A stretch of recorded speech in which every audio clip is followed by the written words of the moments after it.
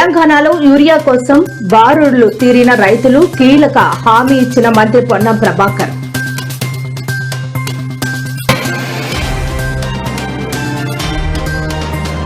YCP నేతలకు మంత్రి Narayana strong warning. అమరావతిని ఆపాలని చూస్తే సహించేది లేదని హెచ్చరిక.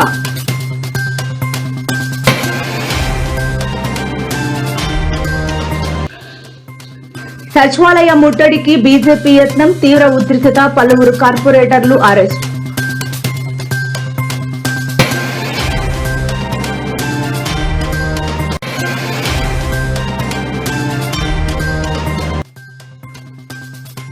కూటమి సర్కార్కి వైసీపీ రోజా సంచలన వ్యాఖ్యలు. జగన్ 2.0 అంటే ఏంటో కూటమికి రుచి చూపిస్తామని హెచ్చరిక.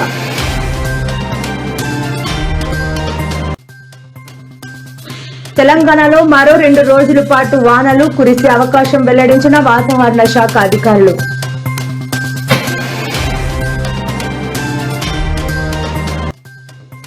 ఏపీ సీఎం చంద్రబాబుపై మాజీ మంత్రి కాకాని సంచలన వ్యాఖ్యలు. జగన్ పథకాలను కాపీ కొనడంతో చంద్రబాబు దిట్ట అంటూ వ్యాఖ్య.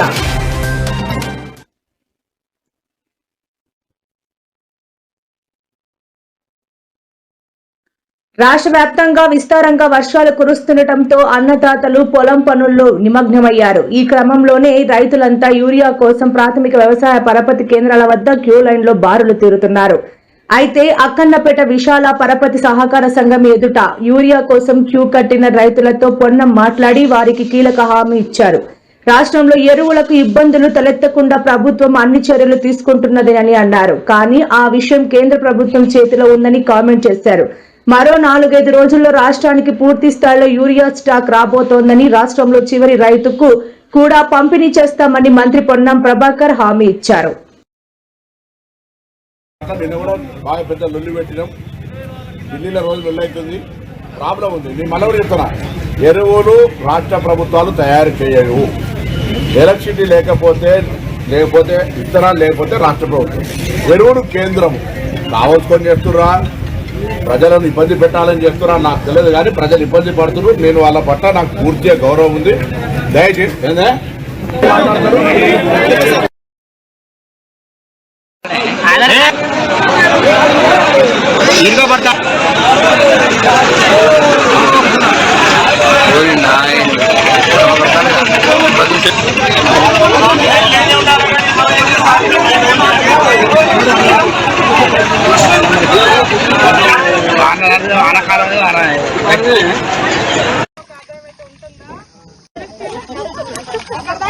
అంతనేమో జనం దృష్టిలో పల్సగైతమేమో అని కేవలం కుట్రతో మీరు ఆపుతా ఉన్నారు. అరే వరదకాలు ఓపెన్ చేయవేందయ్యా నువ్వు. ఇవాళ ఎస్ఆర్ఎస్పి ప్రాజెక్టులో ఆల్రెడీ 61 టీఎంసీలు వచ్చినాయి. దాని సామర్థ్యం 80 టీఎంసీలు. 61 టీఎంసీల నీళ్లు ఆల్రెడీ ఎస్ఆర్ఎస్పీలు వచ్చినాయి. 151,000 క్యూసెక్కుల వరద ఎస్ఆర్ఎస్పీకి వస్తుంది. అంటే రోజుకు 15 టీఎంసీల నీళ్లు ఒక్క రోజులో ఎస్ఆర్ఎస్పీ నిండుతుంది. నువ్వు వరదకాలు ఓపెన్ చేసి మిడ్ మానేర్ ను ఎల్ఎండి నింపవా? ఎందుకు వరదకాలువల ద్వారా నీళ్లు వదులుతలేవు? అసలు మంత్రి నీళ్లకు మంత్రి ఉన్నాడా? ఈ ముఖ్యమంత్రికి సోయి ఉన్నదా? ఎస్ఆర్ఎస్పీ నిండితే మళ్ళీ ఆడ గేట్లు ఎత్తి సముద్రంలోకి వెళ్తావా? ఆడ మిడ్ మానేర్ లో 30 టీఎంసీల మిడ్ మానేర్ లో ఆడ ఉన్నది 10 టీఎంసీలే, ఇంక 20 టీఎంసీల నీళ్లు పడతాయి. అరే ఆడ మంచి గేట్ ఎత్తితే గ్రావిటీ ద్వారా కరెంటు ఖర్చు లేకుండా ఫ్రీగా నీళ్లు వచ్చి మిడ్ మానేర్ నిండుతుంది. మిడ్ మానేర్ కింద ఎల్ఎండి ఉన్నది.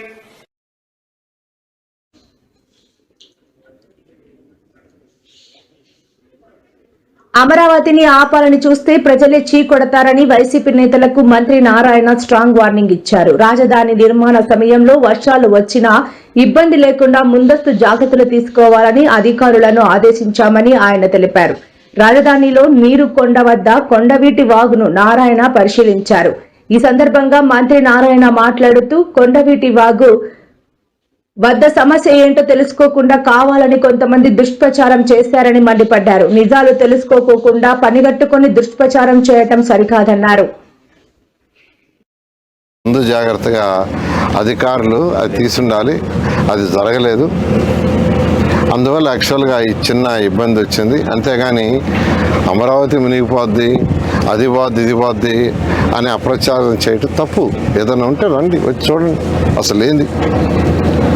ఇప్పుడు యాక్చువల్గా బైపాస్ చేశారు, మొత్తం నీళ్ళు వెళ్ళిపోయినాయి, 24 అవర్స్లో పోయినాయి. వాడు బైపాస్ చేసిన 24 అవర్స్లో నేను అసలు ఇప్పుడు చూసి ఆశ్చర్యపోతున్నా. వాళ్ళు యాక్చువల్గా కాంట్రాక్టర్లు కొండవీటి వాగు మీదే రోడ్డు వేసుకున్నారు. ఇంక రోడ్డు వేసుకుని నీళ్ళు ఎట్టిపోతాయి వెనక బాక. కాబట్టి ఈ కన్స్ట్రక్షన్ పీరియడ్లో ఇటువంటివి ఉంటాయి. అందుకని ఇప్పుడు అధికారులకు చెప్తున్నాను, మళ్ళీ ఫర్దర్గా వర్షాలు వచ్చినా ఇబ్బంది లేకుండా ముందు జాగ్రత్త తీసుకోమని నేను అందరికీ చెప్తున్నాను. అమరావతి క్యాపిటల్ సిటీ ఎవరు ఎన్ని దుష్ప్రచారాలు చేసి ఆపాలని కొన్ని కూడా ఇది ఈ యొక్క వాళ్ళు కావాలని ఇక్కడ మట్టేశారు వాళ్ళు ఆరోపిస్తున్నారు. ఏం లేదు, యాక్చువల్గా ఏదైనా వర్క్ జరిగేటప్పుడు ఉంటుందండి. ఇది యాక్చువల్గా వెస్టర్న్ బైపాస్ రోడ్ యాక్చువల్ చేస్తున్నారు. ఆడ 220 మీటర్లు లెంత్ ఉన్న బ్రిడ్జి కన్స్ట్రక్షన్ పూర్తి కాల కన్స్ట్రక్షన్ జరుగుతుంది కాబట్టి కింద మట్టి ఉండిపోయింది. అది మా అధికారులు ముందే చూసుకొని వర్షాలు వచ్చేటప్పుడు తీయించి ఉండాల్సింది. వర్షాలు వచ్చేటప్పుడు తీయించలేదు కాబట్టి ఫ్లడ్ వచ్చేటప్పుడు తీయటానికి వీలు కాదు. అందుకని బైపాస్ చేయమని నేనే అధికారులకు యాక్చువల్గా ఆదేశించాను. వాళ్ళు వాటర్ బైపాస్ చేశారు. జీహెచ్ఎంసీ పరిధిలో సమస్యలను పరిష్కరించాలని సేవ్ హైదరాబాద్ పేరుతో ఇవాళ గ్రేటర్ హైదరాబాద్ బీజేపీ శ్రేణులు తెలంగాణ సచివాలయం ముట్టడికి పిలుపునిచ్చారు. కరెంటు తీగలతో మరణాలు, జీహెచ్ఎంసీ సమస్యలపై ప్రభుత్వం వెంటనే సమాధానం చెప్పాలని ఆ పార్టీ నేతలు డిమాండ్ చేశారు. రాష్ట్రంలో ప్రజా వ్యతిరేక పాలన సాగుతోందని ఆగ్రహం వ్యక్తం చేశారు. ఇక సచివాలయం మెయిన్ గేటు నుండి వారు లోనికి వెళ్లేందుకు యత్నించగా అక్కడే భద్రతా సిబ్బంది బీజేపీ నేతలను అడ్డుకున్నారు. దీంతో కమలం శ్రేణులు పోలీసులకు మధ్య స్వల్ప తోపులాట చోటు చేసుకుంది. ఈ మేరకు బీజేపీ కార్పొరేటర్లను పోలీసులు అరెస్ట్ చేసి అక్కడి నుండి సమీప పిఎస్ కు తరలించారు. జై జై జై జై జై జై జై भारत माता की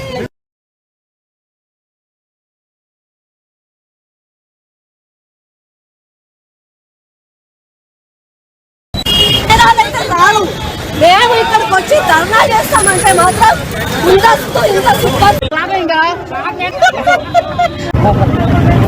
అవకతవకల వల్లే అధికారంలోకి వచ్చిందని మాజీ మంత్రి వైసీపీ నాయకురాలు రోజా అన్నారు. అధికారంలోకి వచ్చిన కూటమి ప్రభుత్వం ప్రజలను దొంగ దెబ్బ తీసిందని మండిపడ్డారు. వచ్చే ఎన్నికల్లో వైసీపీ తిరిగి అధికారంలోకి రావడం ఖాయమని, అప్పుడు జగన్ 2.0 అంటే ఏంటో కూటమి నేతలకు రుచి చూపిస్తామని ఆమె హెచ్చరించారు. అనకాపల్లిలో జరిగిన ఒక కార్యక్రమంలో రోజా మాట్లాడుతూ వైసీపీ అధినేత జగన్ ఎక్కడికి వెళ్లినా ప్రజలు బ్రహ్మరథం పడుతున్నారని తెలిపారు. ఈసారి ఎన్నికల్లో ఈవీఎంల ట్యాపరింగ్ జరగడం వల్లే కూటమి గెలిచిందని తెలిపారు. ఈ సోదరిగా నన్ను ఇక్కడికి పిలవటం, మిమ్మల్ని అందరినీ కలుసుకోవడం అదృష్టంగా భావిస్తున్నాను. నేనైతే ఒకటే చెప్పగలను,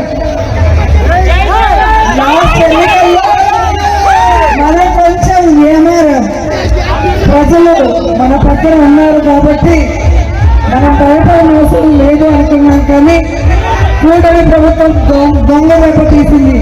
నెక్స్ట్ టైం అది కుదరదు, నెక్స్ట్ టైం ఆ పరిస్థితి ఉండదు. సో ప్రజల అభిమానం జగనన్నని కోరుకుంటుంది కాబట్టి మళ్ళీ జగనన్న ముఖ్యమంత్రి అయ్యే విధంగా మనం ఎక్కడికక్కడ బూతుల దగ్గర తగ్గేదే లేదని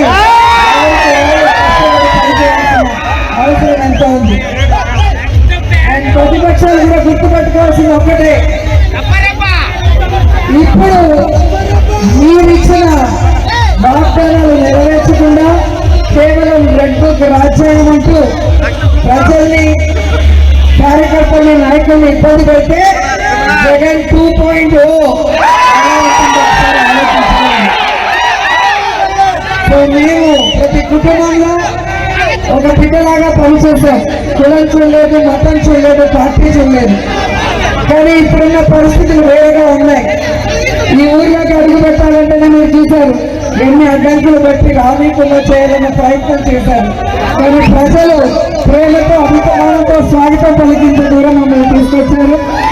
ప్రజల అభిమానం ముందు ఎవరైనా కూడా తట్టుకోలేరు. సో ప్రజలు ఈరోజు ఎంత సంతోషంగా ఇక్కడికి వచ్చి మమ్మల్ని ఆశీర్వదించడం చూస్తుంటే మా అమర్ గారు రాబోయే ఎన్నికల్లో గొప్ప ప్రజలతో గెలుస్తారు. మళ్ళీ మీ ప్రాంతాన్ని చక్కగా అభివృద్ధి కార్యక్రమాలు చేపడతారు. మీ అందరికీ కూడా అండగా నిలబడతారని మనస్ఫూర్తిగా తెలియజేసుకుంటూ మరి దుర్గమ్మ పండుగ సందర్భంగా ఇక్కడికి రావటం దుర్గమ్మని దర్శించుకోవడం జరిగింది. అమ్మవారి ఆశీస్సులు మీ అందరి మీద మా అందరి మీద ఉండాలి.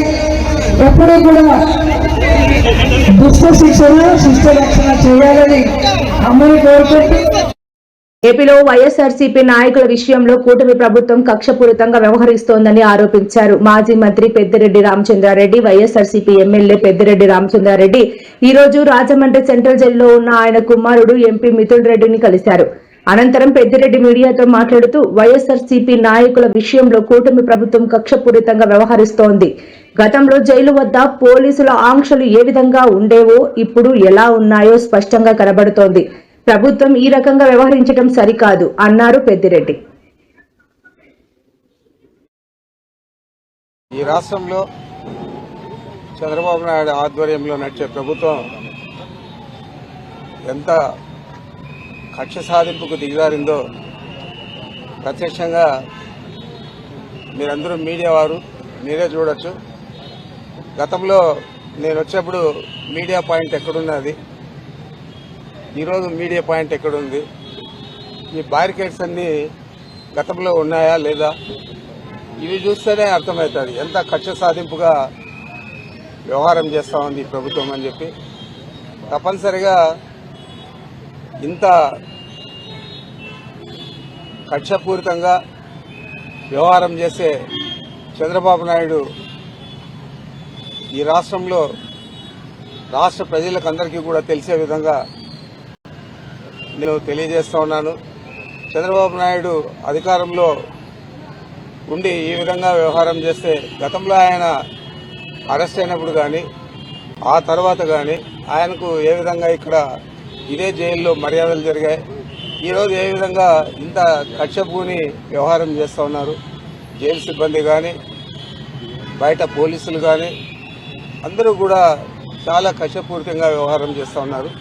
ఇది ఒక ప్రభుత్వం చేయాల్సింది కాదు, కానీ ఈ ప్రభుత్వం చేస్తూ ఉంది.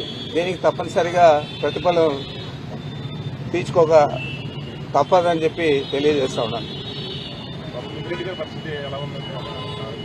పెద్దిరెడ్డి బాగానే ఉంటాడు, ధైర్యంగానే ఉంటాడు, పాటించడం లేదు. ఆయన ఆ కోర్టులో ఇచ్చిన ఏవి కూడా పూర్తి స్థాయిలో అక్కడ అమలు కావడం లేదు. మరి దానికి కూడా ప్రభుత్వమే బాధ్యత వహించాలా? మరి మాకైతే పశ్చాత్తాపం లేదు. ఏది ఉన్నా ఏది లేకపోయినా ఆరోగ్యంగా ఆయన బాగానే ఉన్నాడు, ధైర్యంగా ఉన్నాడు. తప్పకుండా బెయిల్ వచ్చిన తర్వాత తిరిగి ప్రజా జీవితంలో అంతకంటే ఎక్కువగా గతంలో కంటే ఎక్కువగా రాణిస్తాడని చెప్పి భావిస్తా ఉన్నాను. తెలంగాణలో మరో 2 రోజులు వర్షాలు కురుస్తాయని హైదరాబాద్ వాతావరణ కేంద్రం తెలిపింది. శుక్రవారం ములుగు, భద్రాద్రి కొత్తగూడెం, ఖమ్మం, మహబూబాబాద్ జిల్లాల్లో అక్కడక్కడ వర్షాలు పడతాయని పేర్కొంది. పలు చోట్ల బలమైన ఉపరితల గాలులు వీస్తాయని చెప్పింది. శుక్రవారం ఆదిలాబాద్, ఆసిఫాబాద్, మంచిర్యాల, భూపాలపల్లి, ములుగు, కొత్తగూడెం జిల్లాల్లో అక్కడక్కడ వానలు పడే అవకాశాలున్నాయని చెప్పింది. పలు చోట్ల బలమైన ఈదురుగాలులు వీస్తాయని పేర్కొంది.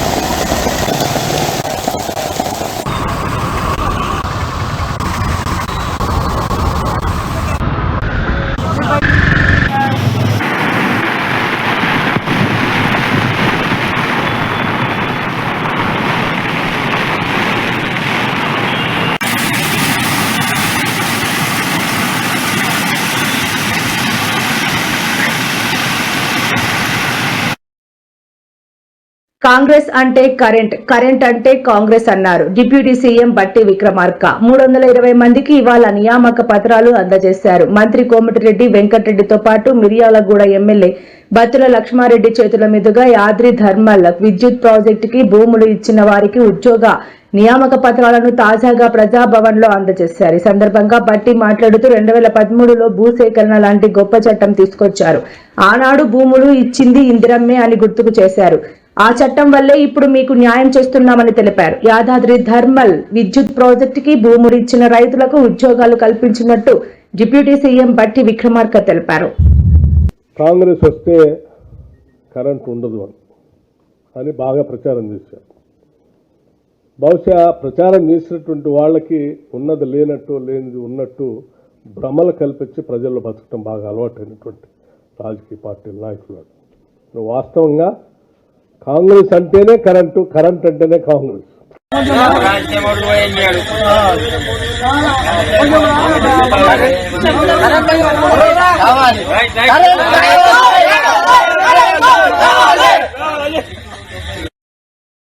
ముఖ్యమంత్రి చంద్రబాబు రైతుల వేషాలు వేసి సెట్టింగులు ఏర్పాటు చేసుకుని మాట్లాడటం తప్ప అన్నదాతలకు చేసిందేమీ లేదని కాకాని విమర్శించారు. రాష్ట్రంలో ఏ పంటకు గిట్టుబాటు ధర లేదు.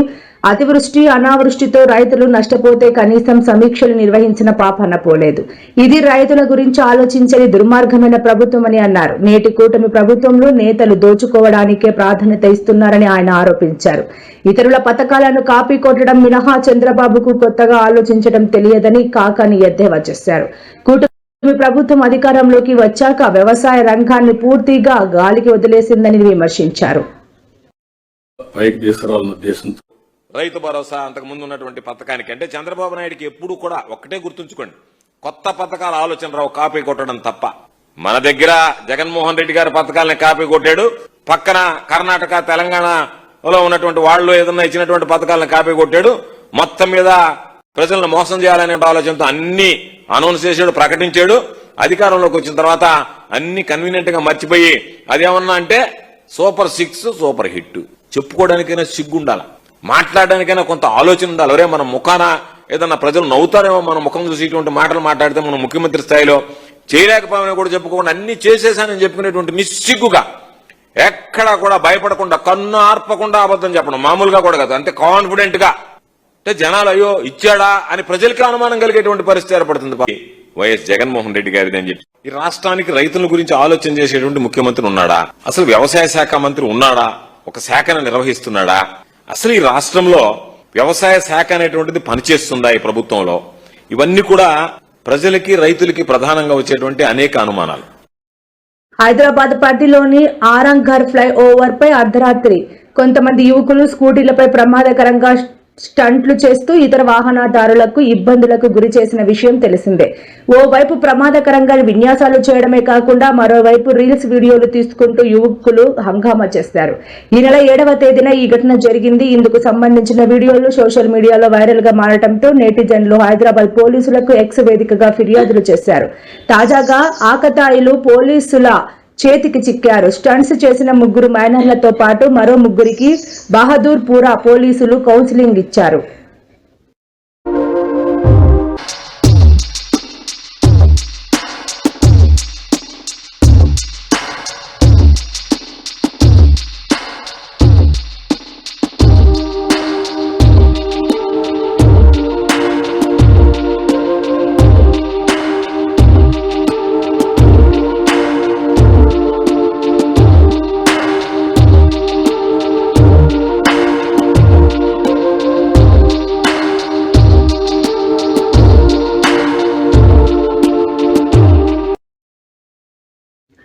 ఆంధ్రప్రదేశ్ రాష్ట్రంలో ఉచిత బస్సు కొంప ముంచేలా కనిపిస్తోంది. ఫ్రీ బస్సు నేపథ్యంలో సీట్ల కోసం మహిళలు దారుణంగా కొట్టుకుంటున్నారు. ఏపీలో సీటు కోసం జుట్టు పట్టుకొని కొట్టుకున్న మహిళల వీడియో ఇప్పుడు వైరల్ గా మారింది. విజయవాడ నుంచి జగ్గైపేట వెళ్తున్న బస్సులో సీటు కోసం మహిళల మధ్య గొడవ చోటు చేసుకుంది. ఈ సంఘటనకు సంబంధించిన వీడియో బయటకు వచ్చింది. దీనిపై వైసీపీ సోషల్ మీడియా దారుణంగా ట్రోలింగ్ చేస్తోంది.